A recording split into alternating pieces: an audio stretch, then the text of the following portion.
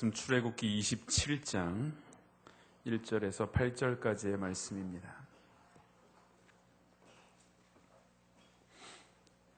출애굽기 27장 1절에서 8절까지의 말씀 한 절씩 교독합니다.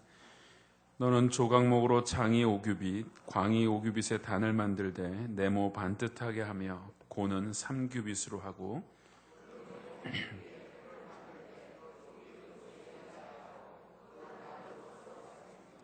재를 담는 통과 부삽과 대야와 고기 갈고리와 불 옮기는 그릇을 만들되 단의 그릇을 다 노수로 만들지며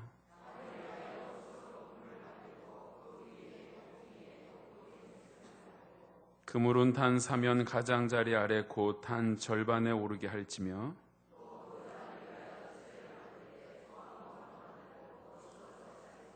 단 양편 고리에 그 채를 꿰어 단을 매게 할지며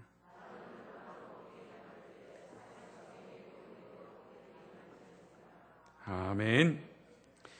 오늘 이 오후 예배에 나오신 여러분들을 먼저 주님의 이름으로 축원합니다. 오늘 하나님께서 주시는 말씀 가운데 충만한 은혜가 있기를 바랍니다. 더블로 받으시기 바랍니다. 엑스라지로 받으시기 바랍니다. 많은 분들이 고향에 가셨어요. 오늘 우리 자리에 많은 분들이 또 이렇게 떠나고 안 계신데 오늘 이 시간 예배를 통하여서 하나님께서 이 번제단이라는 성막의 한 도구를 통하여 우리 가운데 주시고자 하는 메시지를 우리가 함께 좀 나누었으면 좋겠습니다. 우리가 살펴본 것처럼 지난번에 우리가 문을 통과했었습니다. 그죠? 그 문의 길이가 약 20규빗, 그러니까 한 9m 가까이 되는 큰 문이었어요. 이 문은 자동문이었다고 우리가 함께 나눴고, 이 문을 처음으로 들어가면 만날 수 있는 게 번제단이라는 겁니다. 이 번제단을 통하지 않고서는 성막이라는 그 안에 들어갈 수가 없어요. 성막 안에는 하나님의 축복이 있습니다. 떡상이 있습니다. 등대가 있습니다. 그곳에서 하나님의 참으로 귀한 인도하심을, 성령의 내주하심을 경험할 수가 있는데, 그곳에 가기 위해서는 반드시 거쳐야 하는 첫 번째가 번제단입니다. 번제단 그림을 한번 여러분에게 보여드리도록 하겠습니다. 먼저 이 그림부터 한번 볼까요? 이 그림을 보시면 지금 제사장들이에요. 이 사람들이 하얀 옷을 입은 인형인데, 이 그림 자체는요. 이제 제사장들인데 동물을 뭐 같아요? 개 아닙니다. 소입니다. 이 소가 와서 이제 이 자리에서 잡는 장면이 나오고 있습니다. 보면은 여기는 이미 죽어서 어느 정도 각을 뜨고 있는 장면들입니다. 이 제물을 잡을 때에 반드시 제물을 죽여서 그 피는 번제단 뿔과 그 사면에 뿌리게 되어져 있습니다. 각을 뜬다라는 말이 무슨 뜻인지 아십니까? 각을 뜬다는 말은 쉽게 얘기하면 부위별로 잘라내는 거예요. 기름 잘라내고 빼버리고 필요한 좋은 고기들, 이런 부분들은 제사장의 것으로 구별하고 또 하나님께 드릴 것들을 구별하고 하는 모든 것들을 조목조목 잘라버리고, 그 다음에 불필요한 나오는 지방이나 기름 같은 것들은 다 제거해서 성막 바깥에 버리게 되어져 있었습니다. 이 일을 이 제사장들이 매일같이 하는 일이었습니다. 이게 지금 성막 아닙니다. 여기 보이는 조금 보이는 이게 이제 번제단이에요. 다음 그림 한번 볼까요? 이제 좀 더 넓게 본 겁니다. 좀 흐리도 그림 이해가 되시죠? 이쪽에 문이 있습니다. 동쪽에 문이 나 있어서 이 문을 향해서 들어오면 제일 처음 만나는 게 이 번제단입니다. 번제단이 지금 불이 타고 있죠. 이 불은 항상 바람이 부나 어떻게 되나 위로만, 그 연기가 항상 위로만 올라가는 그런 좀 특별한 불이었습니다. 그건 다음 시간에 한번 살펴보도록 하고요. 지금 아마 이 사람은 이 소를 잡아와서 자신의 죄를 사하려고 지금 제사장에게 데리고 가고 있습니다. 그러면 이 소에다가 자신의 죄를 가지고 있는 것들 때문에 안수하게 되고, 이 죄를 대신해서 이 소가 이 자리에서 죽게 되고 각이 떠지고 이곳에 좋은 고기들이 또 피를 뿌리게 되고 제사를 지내게 됩니다. 여기 보이는 이게 뭘까요? 이게 불빛이 너무 작아요? 눈 크게 뜨세요. 여기 보여요? 아예 안 보이세요? 믿음의 눈을 가지고 보세요. 그럼 보이세요? 믿는 자만 보일지니라. 보이세요? 네, 빨리 하세요. 그 얘기를 들으려고 내가 얘기를 하는데 귀 있는 자는 성령이 교회에게 하시는 말씀을 들을 것이고 믿음이 있는 자는 레이저 불빛을 볼지니라.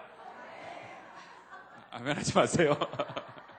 이제 물두멍입니다. 물두멍. 다음 주에 좀 큰 걸로 준비를 좀 해주십시오. 이 물두멍인데 이 물두멍을 통해서 제사장들이 이제 손을 씻는 대야입니다. 쉽게 얘기하면 큰 대야예요. 노수로 만든 대야인데 오늘은 이 번제단에 대한 이야기를 한번 해보겠습니다. 다음 그림 한번 볼까요? 이게 번제단 크게 만들어 놓은 그림입니다. 뭐 좀 특별하게 생겼죠, 그죠? 이게 사실은 나눠져요.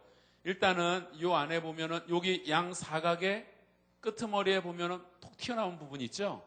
이것을 뿔이라고 합니다. 여러분 성경에 보면은 왜 뿔에 대한 사건들이 나오지 않습니까? 구원의 뿔이다, 능력의 뿔이다. 아도니아 사건 때는 그 뿔을 잡았더니 솔로몬이 그 죄를 묻지 않고 용서했던 장면들, 그러한 뿔이 바로 번제단의 뿔이라는 게 바로 이 장면을 말합니다. 그런데 이 번제단은 두 개로 구분이 되어집니다. 다음 그림 한번 볼까요? 이렇게 나눠져요. 아시겠죠? 이게 예를 들면 이게 뭡니까? 우리 예? 방석이요? 굉장히 엉덩이가 아플 것 같아요. 우리 고깃집 가면은 예? 석쇠. 예를 들면 그런 거예요. 이 석쇠로서 구분이 되어집니다. 이렇게 나오고 양쪽 끝 모퉁이에 고리를 이렇게 만들어 놨어요. 왜냐하면 이동을 위해서예요. 굉장히 무겁습니다. 무거워서 양쪽에 막대를 껴서 이동할 때 제사장들이 메고 또 다음 장막 치는 곳까지 걸어가게 되고 그곳에서 또 장막을 치게 되면 번제단을 다시 저 형태로 만들게 되어져 있었습니다. 이 번제단입니다. 그런데 이 번제단이라는 말은 단이라는 그 말 자체는 미츠바라고 합니다. 이 말은 무슨 뜻이냐면 죽인다. 동물을 죽인다라는 뜻을 쓸 때가 단이라는 단어를 씁니다. 번제라는 말은 우리가 아는 것처럼 번제는 무슨 제사입니까? 특별히 화제에 해당하는 제사죠. 태워서 하나님께 올려드리는 제사입니다. 그러므로 이 번제라는 뜻은 올라간다, 들려진다라는 뜻을 가지고 있습니다. 그러므로 번제단의 의미는 동물을 잡아 죽여서 하나님께 올려드리는 제사를 바로 번제단의 제사라고 말을 하고 있습니다. 그런데 오늘 본문 1절과 2절을 보면 이 번제단의 구조에 대해서 말하고 있는데 한번 1절, 2절을 보세요. 너는 무엇으로 만들라고 했습니까? 조각목. 야, 아는 단어 나오시지 않았나요? 우리 지지난주에 조각목에 대해서 살펴보았었습니다. 조각목은 곧 누굽니까? 우리들이다. 이런 이야기를 했었어요. 참 볼품없는 아카시아 나무, 가시나무 같은 것들입니다. 아무짝에 쓸모없는 조각목인데 이 조각목을 갖다가 다 연결을 해서 만들어서 그 바깥에 무엇을 쌌습니까? 놋을 싼 것이 번제단입니다. 번제단은 다 철로 놋으로 된 게 아니고 그 안에는 나무가 있고 그 나무 바깥에를 놋으로 두껍게 싸서 만든 것이 이 번제단이라는 것입니다. 그리고 이 번제단은 각각 그 길이가 5규빗씩 됩니다. 약 2.5m 정도 되는 정사각형의 모양이고 고는 3규빗, 약 1.5m가 되는 높이를 가지고 있습니다. 그리고 아까 우리가 살펴본 것처럼 그 양쪽 모퉁이에는 뿔을, 4개의 뿔을 가지고 있고 안에는 채가 있습니다. 성경에서는 그것을 석쇠라고 하지 아니하고 채라고 말했어요. 그래서 이 채를 빼서 아마 좀 청소도 해야 되겠죠. 거기서 계속 태웠으니까 그렇게 빼내서 청소도 하고 또 깨끗이 정결케 해서 이동하게 하는 그러한 것이 번제단입니다. 그런데 성경의 숫자는 그냥 그렇게 말하는 숫자가 아닙니다. 다 의미가 있습니다. 번제단의 가로 세로가 몇 규빗이라고요? 5규빗이라 그랬어요. 성경에서 5는 무엇을 뜻하는 줄 아십니까? 성경에서 이 5라는 숫자는 책임을 말합니다. 책임이라는 뜻을 가지고 있습니다. 그래서 보십시오. 여러분 손가락 몇 개예요? 전 10개인데 각각 5개입니다. 발가락 몇 개입니까? 각각 5개예요. 사람의 감각은 무슨 감각이 있습니까? 5감각 뭐죠?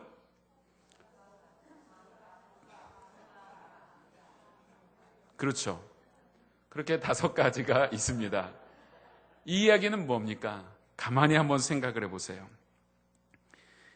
하나님께서 우리 인생을 향하여서 이 번제단의 5 규빗되게 번제단을 만들라는 의미에도 참 깊은 영적인 의미가 있음을 발견할 수가 있습니다. 5라는 숫자가 이 히브리인들의 사상에서는 책임을 진다, 책임을 다한다는 뜻을 가지고 있어요. 그러다 보니까 우리가 손으로 한 일에 대한 책임도 져야 합니다. 그렇죠? 우리의 5 감각으로 일어난 촉각, 미각, 청각, 후각, 시각, 이러한 것들에 대한 책임을 인간이 스스로 져야 합니다. 질 수 있습니까? 여러분은 여러분의 행위에 대한 책임을 스스로 지십니까? 여러분의 죄에 대한 책임을 여러분 스스로 지실 수 있습니까? 질 수 없다는 거예요. 그래서 하나님께서 마련하신 게 제사인데, 제사는 몇 가지 제사가 있어요? 제사도 역시 5가지의 제사입니다. 번제, 소제, 화목제, 속건제, 속죄제, 그 의미가 이 속에 있다는 겁니다. 인간은 스스로 자신의 삶의 모든 행위들에 대하여 책임을 질 수 없는데, 하나님께서는 또 완전하게 5가지의 제사를 통하여서 인간의 죄들을 사하시고 있다는 것을 분명히 성경을 통해서 말씀해 주시고 있습니다. 그러므로 번제단에 나가는 자들마다 스스로 책임질 수 없는 자신의 죄의 문제들을 하나님께서 책임져 주시겠다라는 그 의미가 이 속에 있다는 것입니다. 그런데 이 책임이 놀라운 것은 고가 3규빗입니다. 성경에서 3은 완전한 숫자입니다. 그래서 우리의 하나님을 무슨 하나님이랍니까? 3위 하나님입니다. 성부 하나님, 성자 하나님, 성령 하나님이라고 우리가 말하고 있지 않습니까? 성부 하나님께서 창세전에 우리를 이미 예정하시고 택하여 주셨고, 성자 예수님께서 우리의 죄를 대신해서 돌아가시고, 성령 하나님께서 이제 그 구원을 우리 가운데 확신케 하여 주시며 오늘 하루하루의 삶을 구원받은 자로서 승리하는 삶을 살아갈 수 있도록 이끌어 가시는 3위 하나님의 역사가 바로 이 번제단 안에 있는 줄로 믿습니다. 구원입니다. 그러므로 이 번제단은 기쁨의 소식이고 사죄의 은총이며 구원의 의미가 있는 것입니다. 우리가 살펴본 것처럼 번제단은 조각목으로 만들어졌는데, 이 조각목으로 만들고 단을 쌓았어요. 조각목은 한번 잘 생각해 보십시오. 먼저는 우리 자신들이라 그랬습니다. 조각목 같은 인생들입니다. 그런데 안타까운 것은 주님이 조각목을 입으셨다는 거죠. 주님은 조각목 같은 분이 아니세요. 그런데 주님은 저 하늘의 보좌를, 영원한 신성의 자리를 버리시고 우리와 똑같은 인성을 가지고 오신 주님 역시 조각목 같은 인생으로 이 땅에 오셨다라는 사실입니다.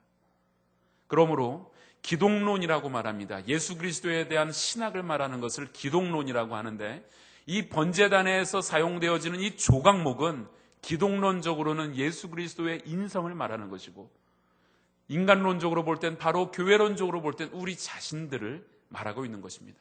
놀라운 것은 이 조각목이 그대로 불 가운데 태워지면 탈 수밖에 없는 존재입니다. 그런데 무엇으로 쌓여져 있습니까? 놋으로 쌓여져 있다는 사실입니다. 놋은 심판이며 또 한편으로는 구원입니다. 십자가가 바로 그렇지 않습니까? 십자가는 우리를 향한 하나님의 심판이 그 안에 있는데, 그 심판과 저주를 주님이 대신 지셨고 우리로 인하여서 구원을 베풀어 주시는 십자가의 양면성을 우리가 알고 있지 않습니까? 우리는 십자가를 보면 아름답다, 사랑이다, 주님의 은혜다, 그것만을 생각하기 쉽지만 사실 그 십자가 안에는 주님이 지신 저주가 있었습니다. 심판이 있었습니다. 아픔이 있습니다. 눈물이 있었습니다. 그로 인하여 우리가 받는 것은 사랑이며 은혜며 구원인 것입니다. 이 놋은 곧 십자가의 모형입니다. 번제단은 십자가의 모형이라는 것입니다. 그래서 백성들이 불뱀에 물려 죽어갈 때에 놋뱀을 달았고 놋뱀을 본 자마다 살아났다라고 성경은 증언하고 있는 것입니다. 번제단은 곧 십자가의 모형이며 우리를 구원해 가시는 하나님의 은총인 줄로 믿습니다. 4가지의 뿔이 있었다고 했어요. 4가지의 뿔이 있었는데, 이 뿔이라는 것은 성경에서 언제나 힘, 능력, 구원, 이것을 말하고 있습니다. 시편 18편 2절을 보면 다윗 왕이 여호와는 나의 구원의 뿔이시오, 이렇게 노래를 했습니다. 성령 충만함을 입은 스가랴가 찬송하리로다. 주 이스라엘의 하나님이여 그 백성을 돌아보사 속량하시며 우리를 위하여 구원의 뿔을 그 종 다윗의 집에 일으키셨도다. 이러한 고백들을 하고 있습니다. 예수 그리스도가 곧 뿔이라고 스가랴는 노래했던 것입니다. 구원의 뿔은 그리스도다. 이러한 노래를 그가 했습니다. 그러므로 어떠한 경우에도 이 구원의 뿔을 붙드는 경우에는 사죄함의 은총을 받게 된다는 것입니다. 제가 조금 전에 말씀드렸던 것처럼 열왕기상 1장 이후에 나오는 사건을 보면 아도니아가 다윗의 왕위를 자기가 계승하려고 모략을 꾸몄지만 하나님께서 허락지 않으셨어요. 솔로몬이 왕이 되었습니다. 솔로몬이 왕이 되자 아도니아는 위기를 느꼈고, 위기를 느낀 아도니아는 이 성막 안으로 뛰어가서 바로 이 구원의 뿔인 번제단의 뿔을 잡게 됩니다. 그로 인하여 솔로몬 왕이 그를 용서하는 장면을 보여주고 있습니다. 영적으로 사람이 죄를 짓는, 죽을 죄를 지었다 할지라도 제단뿔 대신 예수 그리스도를 붙들기만 하면 승리하고 구원받을 수 있다는 사실입니다. 그러므로 그 뿔에 바른 것이 무엇이라고요? 양의 피였습니다. 양의 피가 그 뿔에 발려진 이유가 바로 예수 그리스도의 십자가의 보혈을 우리가 붙드는 자들마다 누구든지 그 죄를 용서함 받고 하늘 백성으로, 하나님의 자녀로 살게 된다는 것을 성경은 증언하고 있다는 사실입니다. 이 뿔은 또한 또 한면으로는 능력의 뿔입니다. 왜냐하면 십자가의 도가 미련한 자들은 어떻게 보여집니까? 멸망하는 자들에게는 어떻게 보여집니까?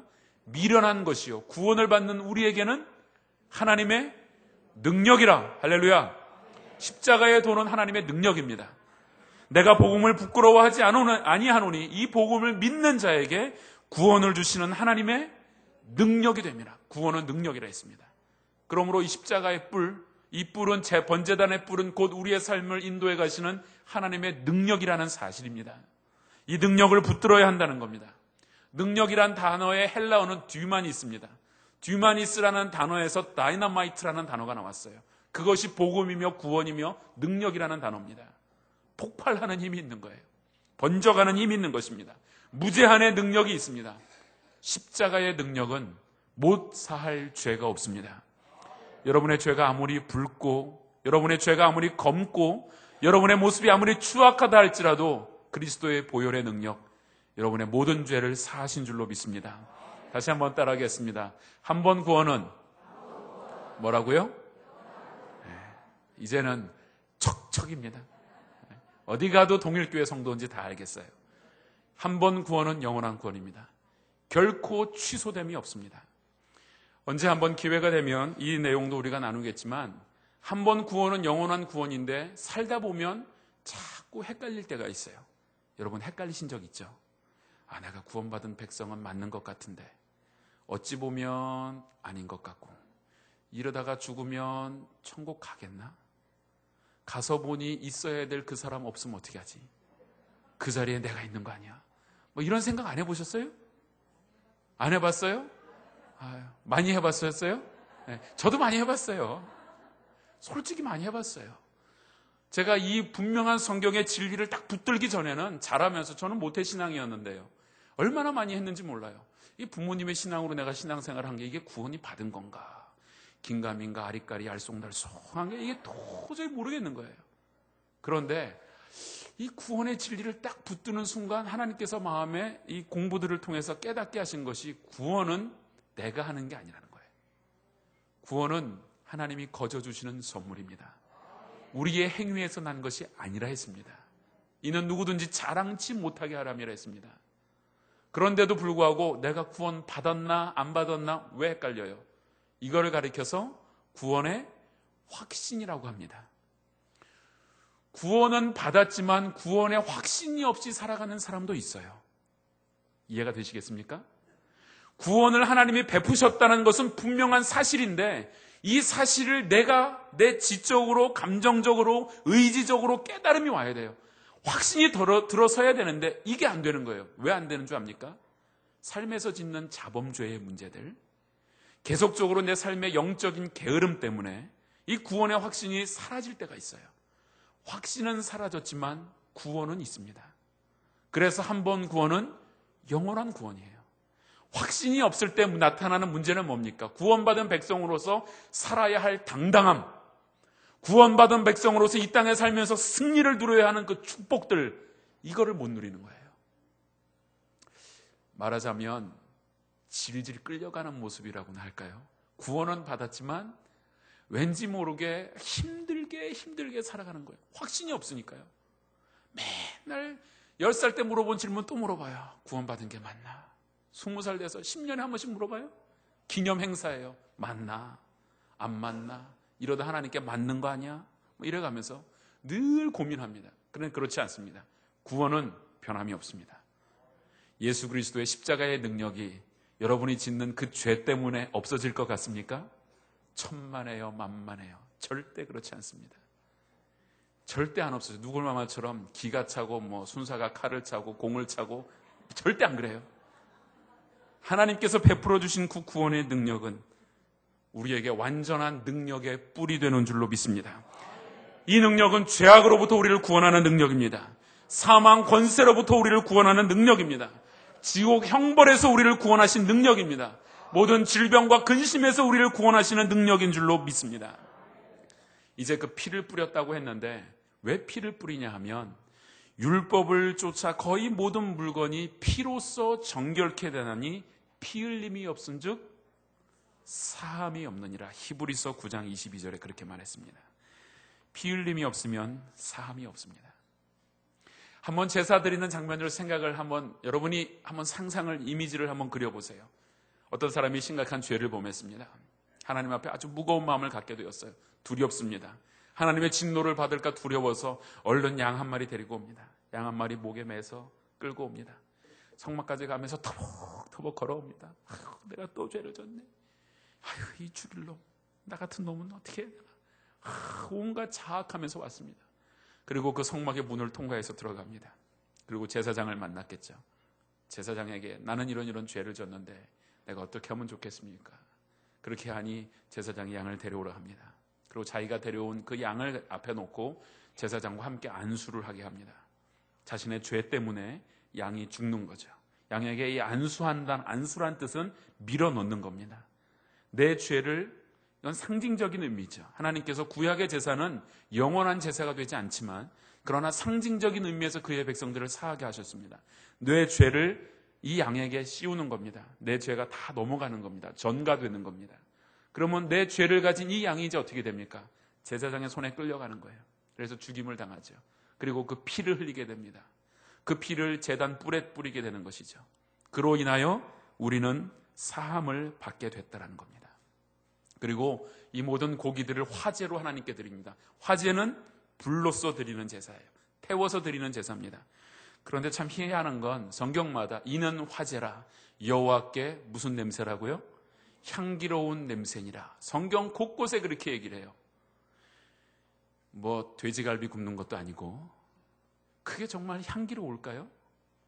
이번 주에 저희 교육자들 몇 명이 같이 식사를 한 뒤에 조금 이렇게 한번 시원한 바람을 맞고 싶었어요. 그래서 제가 교육자들에게 어디 시원한 바람을 맞을 수 있는 데로 잠깐 갔다가 오자. 그러니까 영도의 태종대 쪽으로 이제 가다가 태종도에는 차가 못 들어가더라고요.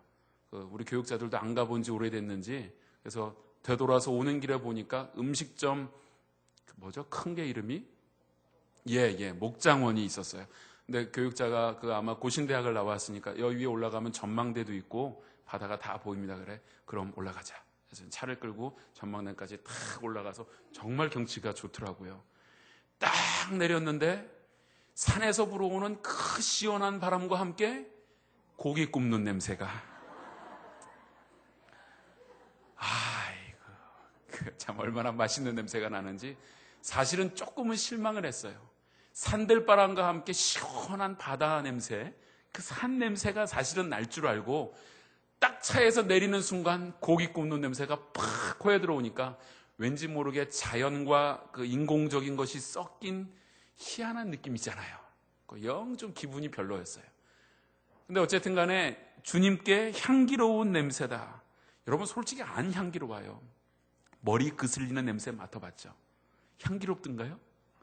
동물이 생채로 타버리는데 그게 향기롭겠습니까? 그 재물 자체가 향기로운 게 절대 아닙니다. 그런데 하나님께서 왜 그 화제를 드리는 사람들마다 놓고선 이는 여호와께 향기로운 냄새라는 이야기를 왜 했겠습니까?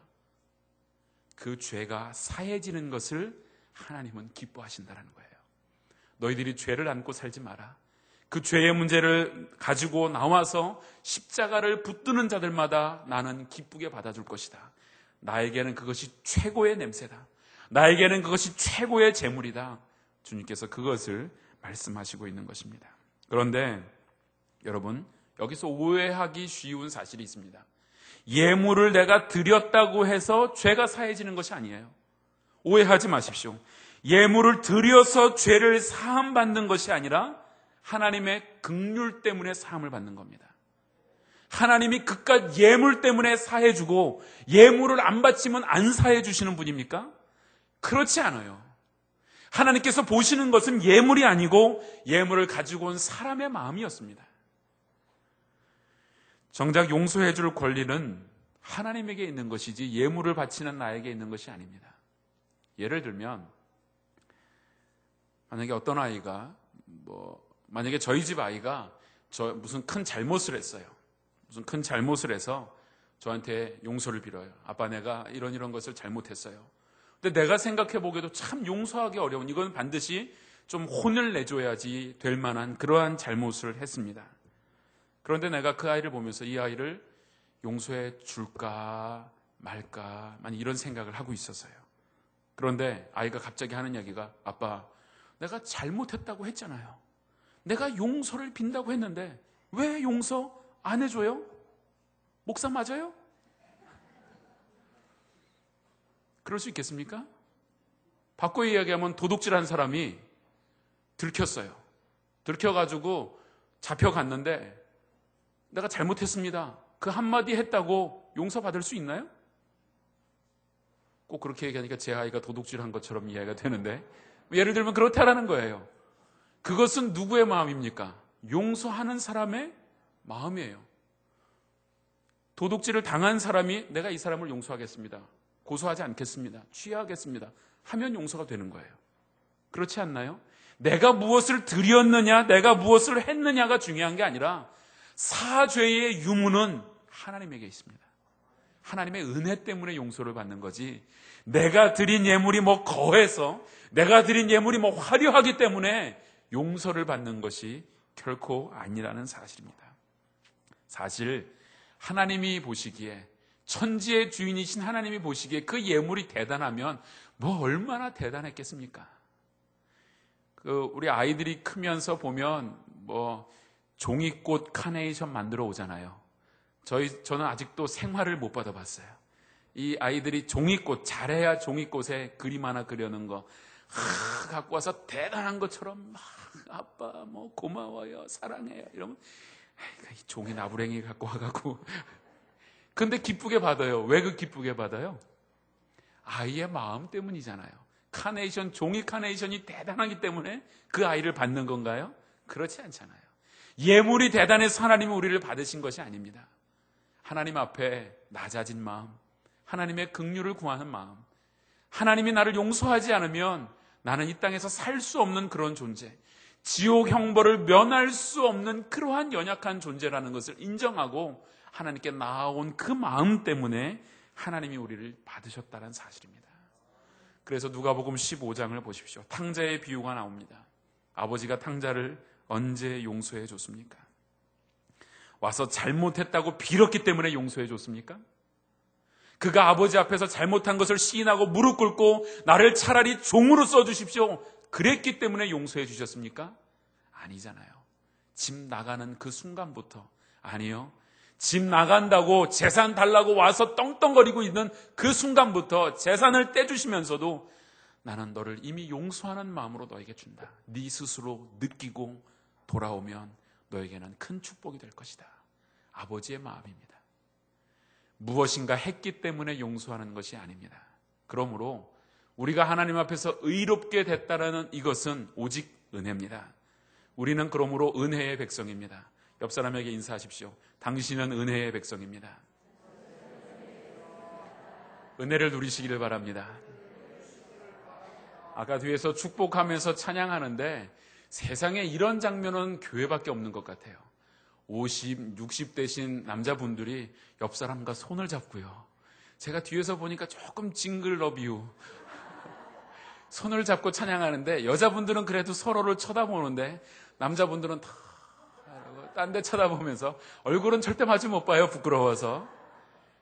우리가 이렇게 한 형제가 되고 우리가 서로를 용납하고 받아들이고 정말로 귀한 믿음의 동역자들로 살아갈 수 있는 것, 이게 은혜입니다. 하나님께서 우리를 믿음의 공동체로 불러주셨어요. 다른 내용들은 우리 다음 주에 더 구체적으로 한번 살펴보도록 하고요. 그래서 한문에 보면 한번 그림을 보여주죠. 한문으로 의자를 한번 보십시다. 의자가 보이죠? 밑에 아자를 빼면 위엔 무슨 자입니까? 양자죠. 밑에는 아자예요. 참 한문이 신기해요. 양의 피로 덮인 것이 뭡니까? 내 자신인데 그것을 하나님이 보실 때는 뭐라고요? 의로 보신다는 거예요. 놀랍지 않습니까? 나를 양의 피로 덮으셨고 그것을 하나님께서 나를 righteousness, 의롭게 여겨주셨어요. 원래 위에 양자를 빼면 나는 아무것도 아니에요. 나는 공허한 존재입니다. 나는 죄 있는 존재입니다. 나는 아무 능력도 없습니다. 구원의 근거가 전혀 없어요. 근데 어린 양 되신 예수 그리스도의 보혈의 피가 나를 덮게 되자 하나님이 나를 의로 여겨주셨습니다. 그러므로 여러분은 의인입니다. 의인의 삶을 살 수 있습니다. 우리는 원래 죄인이지만 여전히 내 안에 죄가 움틀거리고 싹트고 있지만은 그러나 하나님께서 그때마다 의로 덮어주시고 그리스도의 보혈의 피로 우리를 덮어주시는 줄로 믿습니다. 다시 한번 옆 사람에게 인사하십시오. 당신은 진짜 의인입니다.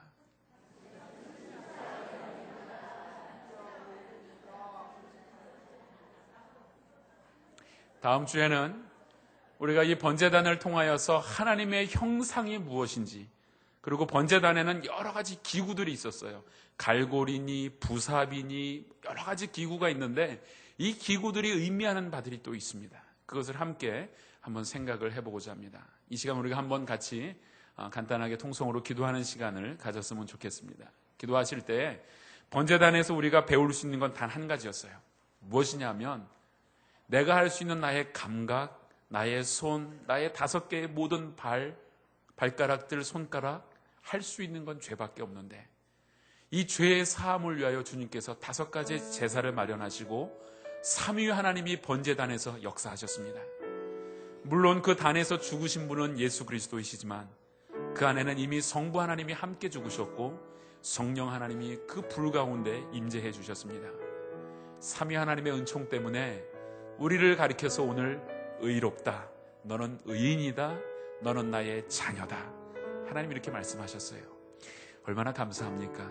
이제 이 번제단을 지나고 나면요, 성막 안에 가면 놀라운 하나님의 축복이 있는데 우리는 그 축복의 백성이 된 것이 아닙니까?